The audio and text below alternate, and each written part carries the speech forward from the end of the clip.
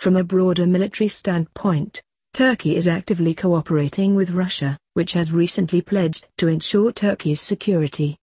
Moscow underscores that Turkey can calmly withdraw from NATO, and after doing so Ankara will have guarantees that it will not face any threat from US-NATO, in terms of ensuring its own security, according to statement of Turkish Air Force Major General Beyazit Karatas. Moreover, Ankara will be acquiring in 2020 Russia's state-of-the-art S-400 air defense system while de facto opting out from the integrated US-NATO-Israel air defense system. The S-400 deal is said to have caused concern because Turkey is a member of NATO and their S-400 system cannot be integrated into NATO's military architecture. Russia's S-400 Triumph, NATO reporting name, SA-21 Growler, is the latest long-range anti-aircraft missile system that went into service in 2007. It is designed to destroy aircraft, cruise and ballistic missiles, including medium-range missiles, and surface targets. The S-400 can engage targets at a distance of 400 kilometers and at an altitude of up to 30 kilometers. The Atlantic Alliance is potentially in shatters. Will this lead to a NATO exit movement with other NATO member states following suit? Moscow's intent in this regard, through diplomatic channels, is to build upon bilateral relations with selected EU-NATO member states. The objective is to contribute to NATO military de-escalation on Russia's western frontier. Apart from Turkey, several EU countries including Germany, Italy, Greece, which has established defense ties with Russia, as well as Bulgaria, could contemplate a NATO exit. Turkey's rapprochement with Russia is strategic. While playing a key role in the Middle East, Turkey also controls naval access to the Black Sea through the Dardanelles and the Bosphorus. In other words, Turkey's withdrawal from NATO would have an immediate impact on NATO's land and naval deployments in the Black Sea basin, which in turn would affect NATO military capabilities on Russia's doorstep in Eastern Europe, the Baltic states and the Balkans. The Moscow-Ankara alliance facilitates the movement of Russian and Chinese naval forces to and from the Black Sea to the Mediterranean via the Bosphorus. Turkey's realignment is not limited to Russia, it also includes Iran as well as Pakistan, which is in the process of severing its military ties with the US, while extending its trade and investment relations with China. Pakistan as well as India are full members of the Shanghai Cooperation Agreement, SCO.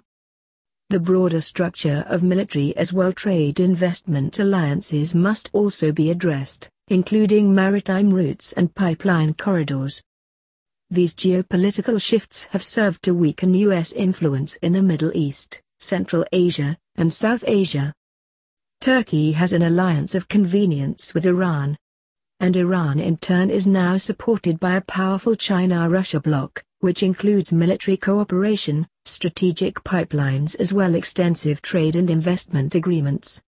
In turn, the unity of Saudi Arabia and the Gulf states is now in jeopardy, with Qatar, Oman and Kuwait building an alliance with Iran, as well as Turkey, to the detriment of Saudi Arabia and the UAE.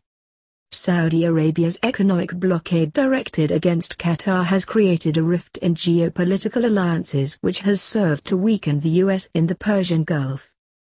The Gulf Cooperation Council, GCC, is profoundly divided, with the UAE and Bahrain siding with Saudi Arabia against Qatar. In turn, Qatar has the support of Oman and Kuwait. The GCC, which until recently was America's staunchest Middle East ally against Iran, is in total disarray. While Turkey is deploying troops in Qatar, it has also established the Tariq bin Zayed military base in Qatar, in cooperation with the Qatari Ministry of Defense, under an agreement signed in 2014. The Qatar-based Al Udeid U.S. military facility is the largest in the Middle East. Under U.S. CENTCOM, it hosts the command structure of all U.S. military operations in the entire Middle East Central Asian region. Al Udeid, which houses some 10,000 U.S. military personnel, has played a strategic role in the ongoing conduct of U.S. air operations against Afghanistan, Iraq, and Syria. There is however a fundamental contradiction. America's largest military base in the Middle East, which hosts US CENTCOM, is at present located in a country which is firmly aligned with Iran. Moreover, Qatar's main partners in the oil and gas industry, including pipelines, are Iran and Turkey. In turn, both Russia and China are actively involved in the Qatari oil and gas industry. In response to Qatar's reprocurement with Iran, the Pentagon has already envisaged moving its Central Command headquarters at the Al Udeid Air Force Base to the Prince Sultan Air Force Base in central Saudi Arabia, 80 kilometers south of Riyadh. The structure of military alliances pertaining to Qatar are in this regard strategic. Because Qatar is a geopolitical hotspot, largely attributable to its extensive maritime reserves in natural gas which it shares with Iran. Iran and Qatar cooperate actively in the extraction of maritime natural gas under a joint Qatar-Iran ownership structure. These maritime gas fields are strategic. They constitute the world's largest maritime gas reserves located in the Persian Gulf. In March 2018, Washington demanded that Qatar's Al Jazeera news agency register in the U.S. as a foreign agent, intimating that Doha has an alliance with enemies of America, including Iran and Russia. Is this not a prelude to Qatargate under the helm of Trump's newly instated war cabinet? In November 2017, Qatar's Foreign Minister Sheikh Mohammed bin Abdul Rahman Al Thani intimated during a visit to Washington that Qatar does not rule out the possibility of a Saudi-led military operation against it. While this option is unlikely, a regime change in Doha sponsored by the US and its Saudi allies a distinct possibility. The Pentagon is envisaging moving US Air Force facilities and personnel out of the Incirlik base in southern Turkey.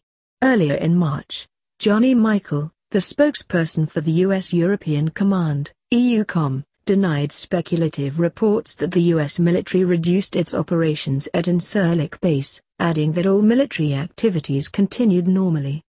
A day before Michael's remarks, a Wall Street Journal report suggested that the U.S. sharply reduced combat operations at the airbase and was considering permanent cutbacks there. With NATO in shambles, America's war hawks do not have a leg to stand on. The alliance between Washington and Ankara is in crisis. NATO is in crisis. In turn, a Turkey-NATO exit could potentially destabilize NATO. We are at a dangerous crossroads. The US-NATO military agenda threatens the future of humanity.